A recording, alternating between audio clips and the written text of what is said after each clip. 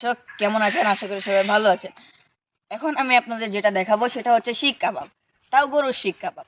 এটা কি, এই যে দেখতে পাচ্ছেন এখানে বড় বড় শিক কাবাব আছে, কত সুন্দর করে মশলা ছিটানো আছে।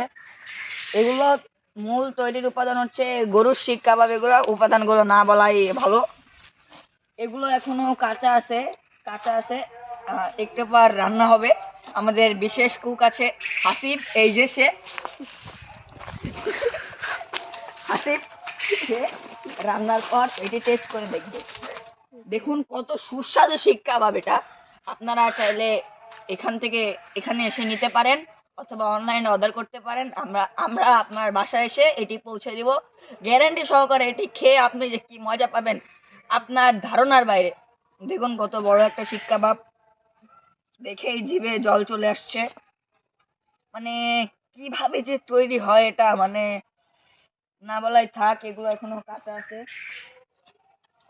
কাঁচা অবস্থায় এগুলো খাওয়া যাবে না কোনোভাবেই। এগুলো আগুনে পোড়াতে হবে, পোড়ানোর পরে খেতে হবে। তো দর্শক, আজকের ভিডিওটা এই পর্যন্তই। ভালো থাকবেন, সুস্থ থাকবেন।